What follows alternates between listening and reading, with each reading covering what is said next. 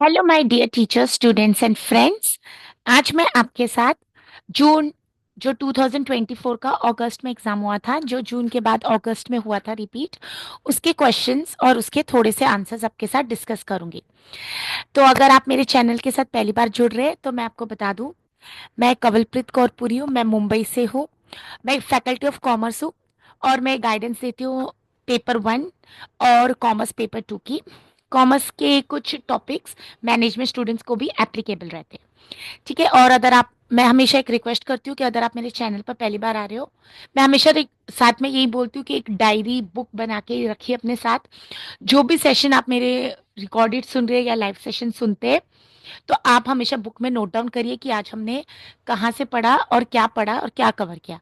तो जैसे आज मैं आपके साथ ये अगस्त और जो सितंबर का एग्जामिनेशन था 2024 का, उसका क्वेश्चन पेपर लेके आई हूँ। मैं कॉमर्स की हूँ तो ये क्वेश्चन पेपर मेरे कॉमर्स का है। तो जैसे कि आपको पता होगा कि पेपर 1 तो ऑलमोस्ट सिलेबस सबके लिए सेम ही है। अगर आप यूजीसी के अंडर है तो क्वेश्चन सिर्फ यहाँ से वहां हो जाते हैं और कंटेंट तो हमारा सिलेबस से ही बनता है। तो स्टार्ट करते हैं लेक्चर को। तो ये मैं क्वेश्चन 7 से स्टार्ट कर रही हूँ। मेरे पास कॉमर्स का पेपर है। ऊपर आपको डेट भी दिख रही है कि कौन से टाइम में एग्जाम हुआ था। सितंबर का हमारे कॉमर्स के पेपर का। ठीक है। तो क्वेश्चन रीड करते हैं। ठीक है। क्वेश्चन 7 है ये। अगर आपने अब तक ये मेरी कोई कैंडिडेट का पेपर है, तो यहाँ पर हम अगर आप फर्स्ट टाइम अटेम्प्ट करने वाले हैं तो ये देख सकते हैं आप, यहाँ पर क्वेश्चन टाइप लिखा होता है, क्वेश्चन आईडी है। ठीक है। तो पढ़ते question number 7। I have read that one aspirin taken every day reduces the risk of heart attack. Why not take two a day and double the protection? Which informal fallacy is committed in the above statement? तो सबसे पहले मैं हमेशा अपने हर student को, candidate को, या जो भी मुझसे बात करते हैं गाइडेंस के लिए, उनको बोलती हूँ, जब भी आप पढ़ने जाते हो आप सबसे पहले क्वेश्चन को एनालाइज करें कि वो कौन से टॉपिक से आ रहा है। ठीक है। तो यहाँ पर है ना, ये जनरल पेपर 1 का है और ये हमारा यूनिट नंबर 6 है, जहां पर हमें लॉजिक रीजनिंग आती है और उसका टॉपिक है फैलेसिस। अब फैलेसिस क्या है ये मैंने अपनी बहुत सारी वीडियोस में एक्सप्लेन किया है। कौन सी टाइप्स की हमें पढ़नी होती है ये भी मैंने बताया। तो यहाँ पर ये सबसे पहले आप नोट डाउन कर लीजिए कि ये जनरल पेपर 1 के यूनिट 6 का क्वेश्चन है। तो अगर आपने यूनिट वाइज अपनी नोट्स बनाए हैं तो ये यूनिट नंबर 6 में जाएगा। आई हैव रेड, अब मैं क्वेश्चन को हिंदी में भी एक्सप्लेन करूंगी। आई हैव रेड दैट, मैंने पढ़ा है कि एस्पिरिन। अब सबसे पहली बात है, अगर आपको एस्पिरिन नहीं पता तो ये जनरल दवाई का नाम है।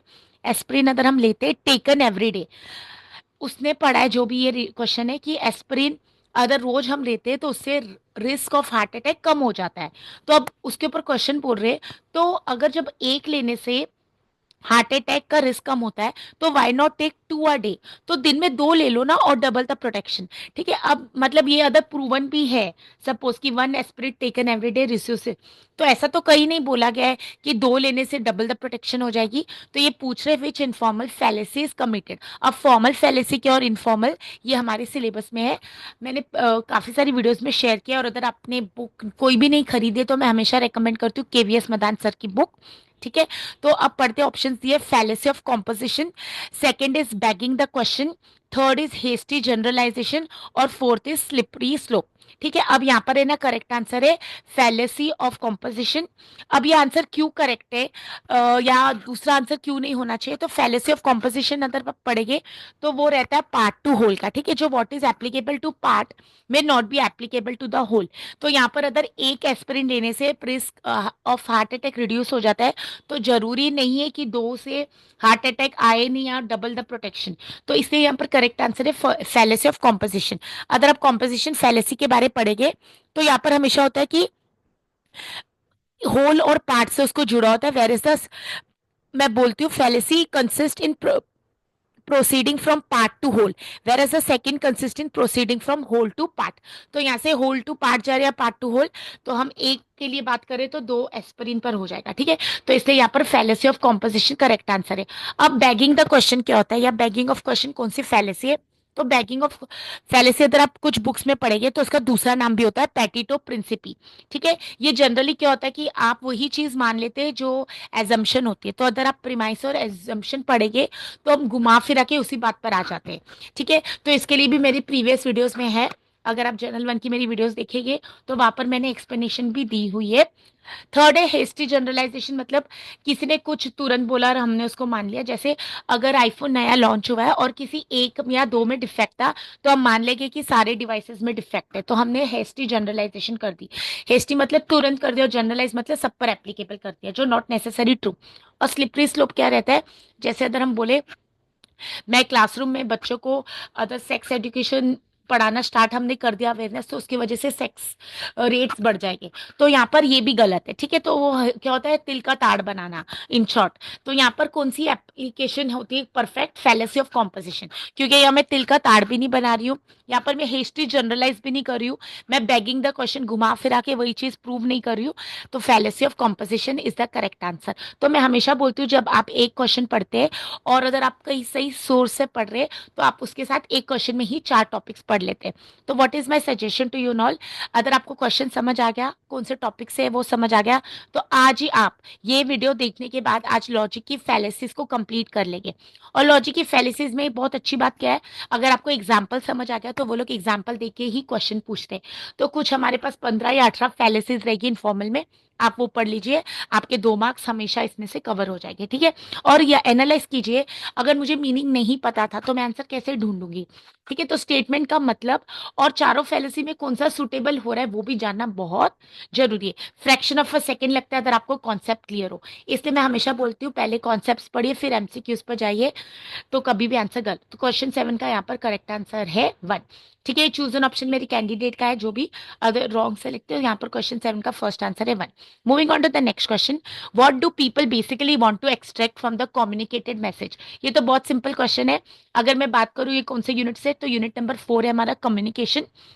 तो अब फिर से आप नोट डाउन कर लीजिए कि आज हम कवलप्रीत मैम के साथ जून अगस्त सितंबर 2024 का जर्नल पेपर 1 डिस्कस करें।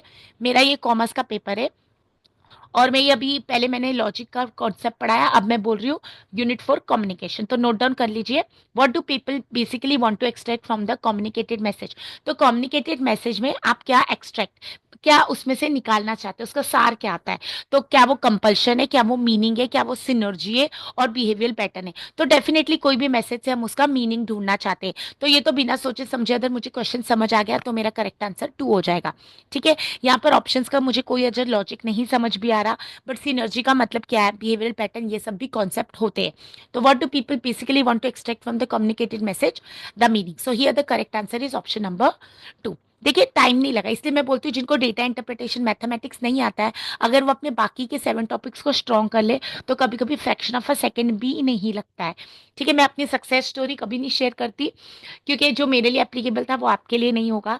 तो वो सारी वीडियो से मैं दूर रहती हूँ कि कोई आपको आके बता रहा है हमने कैसे क्वालिफाई किया या क्या। तो जस्ट आप फोकस कीजिए पढ़ाई पर, और मैं हमेशा बोलती हूँ सिलेबस को साथ में रखिए, अच्छे सोर्स के साथ जुड़िए और अच्छे मार्क्स लेके आइए। नेक्स्ट क्वेश्चन है हमारा यूनिट नंबर 9 से, पीपल डेवलपमेंट एंड एनवायरमेंट। मैं हमेशा बताती हूँ कौन से क्वेश्चन कहाँ से आ रहा है, क्योंकि क्या होता है ना, अगर आप फर्स्ट टाइम आ रहे हो या फर्स्ट टाइम सिलेबस, तो आपको पता भी नहीं होता यूनिट कितने टेंस है, और कुछ लोग इसको ईवीएस बोलते हैं। बस इसका टॉपिक है people development and to due to over fertilization of lakes, other lakes में ओवर फर्टिलाइजेशन हो जाएगी। अब फर्टिलाइजेशन क्या है ये सबको पता होना चाहिए, नहीं भी पता है तो हेजिटेट मत कीजिए, गूगल है, एआई हमारे पास, हम जाके ढूंढ सकते हैं फर्टिलाइज। तो अदर ओवर फर्टिलाइजेशन हो जाएगा लेक्स का, तो क्वालिटी ऑफ फिश प्रोड्यूस्ड। अब डेफिनेटली इसमें आंसर नेगेटिव ही होगा ना, कुछ भी चीज का एक्सेस। तो डज नॉट चेंज तो आंसर हो ही नहीं सकता, इम्पेयर्स तो हो ही सकता है, इम्प्रूव्स भी नहीं हो सकता, और फर्स्ट इम्प्रूव देन इम्पेयर्स ऐसा भी नहीं हो सकता। तो यहाँ पर भी करेक्ट आंसर 2 है। तो जो स्टूडेंट्स मुझे बोलते हैं मैम इतना बोरिंग है पीपल डेवलपमेंट एंड एनवायरमेंट, पढ़ के जाते कुछ आता है कुछ, बट ये तो बेसिक था ना। अगर ओवर फर्टिलाइजेशन किसी चीज की हो जाएगी तो उससे क्वालिटी ऑफ फिश प्रोड्यूस तो डेफिनेटली खराब ही होगी। तो इम्पेयर मतलब किसी चीज का खराब होना। तो यहाँ पर भी ऑप्शन नंबर 2। देखिए 1 सेकंड में मैंने आंसर ढूंढा है, मुझे नहीं नहीं आता था, ऐसा नहीं आता था, ऐसा नहीं है, बट वो जनरल सेंस था, ठीक है। अब आ जाते हैं नेक्स्ट क्वेश्चन पर, which of the following tool is use to create pre and post session polls to gauge students learning from each session. पहले तो क्वेश्चन का मतलब समझना है। अब ये क्वेश्चन मुझे क्वेश्चन नंबर यूनिट नंबर 2 अगर बात करूं रिसर्च एप्टीट्यूड से ही बन सकता है, या तो आप टीचिंग एप्टीट्यूड की बात कर सकते हैं, ठीक है। तो विच of the following tool is use, कौन सा टूल यूज हो रहा है किसके लिए, टू क्रिएट, हम एक प्री और पोस्ट सेशन पोल, मतलब एक पोल करा रहे हैं बच्चों से, वोटिंग या तो सर्वे फीडबैक ले रहे हैं, ठीक है। उसके लिए क्या करें, प्री एंड पोस्ट, मतलब लेक्चर होने से पहले और होने के बाद हम देख रहे हैं स्टूडेंट का लर्निंग क्या था एक सेशन से। इन शॉर्ट आप फीडबैक ले रहे हो, सर्वे ले रहे हो या उनका टेस्ट ले रहे हो। पहले आपको पता था ये कॉन्सेप्ट कि अब पता है, तो ये इसके लिए कौन सा टूल यूज होता है। अब क्या होता है ना, कुछ टॉपिक्स ऐसे जो पहली बार आएंगे, ठीक है, even as a resource person, even as a tutor, या तो मैं बोलूँ even as a mentor, even I can not answer. But क्या होता है ना, अगर कम ने हमने पढ़ा रखा है कहीं से, कभी अवेयरनेस थी तो ढूंढ लेंगे। तो यहाँ पर करेक्ट आंसर है मेंटीमीटर। अब मुझे मेंटीमीटर नहीं पता, गिट हब नहीं पता, प्लॉटागॉन नहीं पता, लैब्स्टर, तो यहाँ पर आंसर डिफिकल्ट हो जाएगा। तो इसलिए मैं हमेशा बोलती हूँ as a teachers, as researchers, keep your ears and eyes open. अगर आपने पहली बार आज ये कॉन्सेप्ट सुने मेंटीमीटर गिट, तो थोड़ी सी मेहनत कीजिए। आप कोई सोर्स मतलब बुक में नहीं अवेलेबल था तो आप जाइए गूगल पर, थोड़ा सा मेहनत करके इनका मीनिंग ढूंढिए। तो अगर आप मेंटीमीटर ढूंढेंगे तो मेंटीमीटर से ही ये पोलिंग होती है, या फिर उसी के लिए ये यूज होता है टूल, ठीक है। आप कुछ चीज का सर्वे ले रहे हो, फीडबैक, तो यहाँ पर मेंटीमीटर इज द करेक्ट आंसर। तो गिट हब नहीं होगा, और प्लोटागन भी नहीं होगा, और लैब्स्टर भी नहीं होगा, ठीक है। तो करेक्ट आंसर, तो अगर आज आपने ये नई लर्निंग लिखी है, नोटबुक में लिखिए कौन से यूनिट से, और ये नेक्स्ट टाइम ऐसा क्वेश्चन जरूरी नहीं आएगा, इसके रिलेटेड हो सकता है लैब्स्टर पर आ जाए। तो हमें अफसोस नहीं होना चाहिए कि एक बार सुना था तो पढ़ा नहीं है, ठीक है। फिर हम आते हैं नेक्स्ट क्वेश्चन पर, और ये आज का लास्ट क्वेश्चन है। मैं कोशिश करूंगी आपके साथ रोज थोड़े क्वेश्चंस शेयर करने की। मैं हमेशा बोलती हूँ सिर्फ क्वेश्चंस मत सॉल्व कीजिए, क्वेश्चंस डायरेक्टली वही बच्चे सॉल्व कीजिए जिनका जेआरएफ कुछ मार्क्स से रह रहा है या फिर रिवीजन कर रहे हैं। अदरवाइज जब आप पहली बार पढ़ रहे तो conceptual clarity is a must. Trust me, if you give 6 months 1 year to your preparation, आपके आगे आने वाले ईयर्स बहुत ही अच्छे हो जाएंगे। विथ रेफरेंस टू आईसीटी, तो ये हमारा यूनिट नंबर कौन सा है, 8 यूनिट है ICT. Which of the following statements is true. अब उन्होंने ट्रू स्टेटमेंट पूछी है, इसका मतलब एक ही ट्रू होगी और बाकी फॉल्स होगी। तो ये जानना जरूरी कि हम फॉल्स स्टेटमेंट ढूंढ रहे हैं या ट्रू। तो पढ़ते हैं, global positioning system in car send signals to satellite which then work out where they are and send this data back to the car. तो ये जीपीएस के बारे में बता रहे हैं। Next, H T T P stand for hyper text transfer policy, नहीं, H T T P होता है हाइपर टेक्स्ट ट्रांसफर प्रोटोकॉल। तो ये हमारा स्टेटमेंट ट्रू नहीं है, तो ऑप्शन नंबर 2 करेक्ट आंसर नहीं होगा। 3, RAM stand for rapid access memory, ये भी रॉन्ग है। अब ये तो आपको पता ही होना चाहिए, मैं इसका आंसर नहीं बता रही हूँ। 4th is geographical information system, GIS. तो ये देखिए जीआईएस का फुल फॉर्म भी आ सकता है, is a computer based tool for mapping and analysing things that exist and events that happen on earth. तो यहाँ पर ये करेक्ट आंसर है, क्योंकि ज्योग्राफिक इंफॉर्मेशन सिस्टम की ही डेफिनेशन है। तो अगर मैं कंफ्यूज भी थी 1 और 4 में, जब मैं 4th स्टेटमेंट रीड करती हूँ मैं तुरंत यहाँ पर आंसर दे देती हूँ। तो here 4th is the correct answer, okay. तो फर्स्ट वाला मैं श्योर नहीं थी तो होल्ड पर रखा, सेकंड मुझे पता था रॉन्ग है, थर्ड भी रॉन्ग है, तो ट्रू स्टेटमेंट हमारी 4th वाली ही बनती है, ठीक है। और आईसीटी से आज ये क्वेश्चन आया, कल एंड्रॉइड फोन पर आ सकता है, फिर आपके ऊपर एक्सेल के ऊपर क्वेश्चन आ सकते हैं, जीमेल पर क्वेश्चन आ सकते हैं, ठीक है। तो कुछ पोर्शन हमेशा बहुत इजी होता है, कुछ पोर्शन डिफिकल्ट होता है। तो मैं हमेशा टारगेट करती हूँ 70 मार्क्स, ठीक है। और इसमें से भी मैं बोलूंगी आप हमेशा कोशिश कीजिए कि कंसिस्टेंसी रखिए, जहां से पढ़ रहे ऑथेंटिक सोर्स हो, जिससे जुड़ रहे, जिसके चैनल को फॉलो करे वो ऑथेंटिक सोर्स हो। सिर्फ पढ़ने के लिए नहीं पढ़िए, आप टीचर्स हो, आपको कोशिश करना है कि कल जाके किसी को पढ़ा सकते हैं, ठीक है। तो आज मैंने सबसे पहले आपके साथ कौन सा क्वेश्चन डिस्कस किया, एक बार तुरंत देख लेते हैं।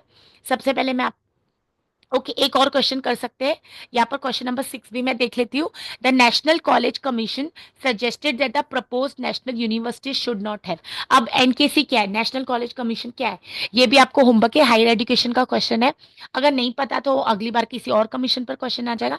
अब ये देखिए आंसर कैसे ढूंढा है, the national knowledge commission suggested that propose national university should not have, ठीक है। ये नेशनल नॉलेज कमीशन सजेस्ट कर रहा है कि अब जो भी नेशनल यूनिवर्सिटीज है उनको क्या नहीं करना है, affiliated colleges, public funding, linkage with industries, teaching departments. तो यहाँ पर करेक्ट आंसर है एफिलेटेड कॉलेजेस, क्योंकि अगर आप एनईपी देखेंगे या अभी रिसेंट ट्रेंड देखेंगे, many of the colleges are been now converted और turn to, they are switched to autonomy, ठीक है। they are given freedom because affiliated colleges are already overburdened, so they are trying to ensure that कि अभी affiliation नहीं हो जाए।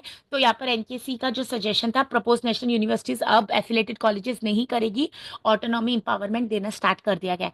तो यहाँ पर करेक्ट आंसर होगा एफिलेटेड कॉलेजेस। मुझे नहीं पता था पब्लिक फंडिंग है, लिंकेज है, टीचिंग डिपार्टमेंट, बट मुझे ये पता था कि ऑटोनॉमी हो रही है, इसके एफिलेटेड कॉलेजेस अभी बंद होते जा रहे हैं, ठीक है। तो यहाँ पर क्वेश्चन 6 का फर्स्ट आंसर है एफिलेटेड कॉलेजेस। ये हायर एजुकेशन का पार्ट है। तो आज मैंने आपको हायर एजुकेशन से ही क्वेश्चन कराया है, फिर मैंने आपको लॉजिक रीजनिंग से कराया है। ओके, हायर एजुकेशन आपका यूनिट नंबर लास्ट है 10। फिर मैंने क्वेश्चन आपको कराया कम्युनिकेशन यूनिट नंबर 4। फिर मैंने आपको क्वेश्चन कराया है unit number 9 people development and environment. और फिर मैंने आपके साथ आज सेशन को कंक्लूड करी हूँ यूनिट नंबर 2 या यूनिट नंबर 1 की आप बात करिए, टीचिंग एप्टीट्यूड या रिसर्च एप्टीट्यूड से। ठीक है, तो मैं आपको फिर मिलूंगी नेक्स्ट सेशन में। अगर आप मेरे चैनल से अब तक नहीं जुड़े तो प्लीज लाइक शेयर और सब्सक्राइब कर दीजिए। मुझे जैसे ही टाइम मिल जाता है मैं आपके लिए वीडियोस बना देती हूँ। और ये आज हमने किया जनरल पेपर 1 के क्वेश्चन। और देखिए हर मॉड्यूल से अलग क्वेश्चन आए हैं, और ये हमने पेपर किया 2024 का। ओके, तो आप अपने स्टूडेंट्स के साथ भी ये शेयर कर सकते हैं जो नेट सेट के लिए प्रिपेयर करें, आपके कॉन्टैक्ट्स कलीग्स, या फिर अगर आप टीचर भी है, असिस्टेंट प्रोफेसर या एसोसिएट प्रोफेसर, और आप अपने स्टूडेंट्स को गाइडेंस दे रहे हैं, तो भी आप ये सेशन को फॉलो कर सकते हैं। ठीक है, 10 दिसंबर लास्ट डेट है फॉर्म फिलिंग की। एक्सटेंड होगी कि नहीं फॉर्म फिलिंग हमें नहीं पता, हम लास्ट डेट के लिए वेट नहीं करिए, आज ही आप फॉर्म कर दीजिए। मेरी उसके ऊपर भी वीडियो और उसमें मैंने डिस्क्रिप्शन बॉक्स में आपके साथ वहाँ का फॉर्म फिलिंग का लिंक भी शेयर किया है। Okay, all the best, God bless you. 2 दिसंबर हो गई है, 1 जनवरी से एग्जाम है, तो हमारे पास आज भी 30 डेज है अगर हम पढ़ना चाहे तो फिर मिलते हैं नेक्स्ट सेशन में। Till then God bless you और एंड सत श्री अकाल।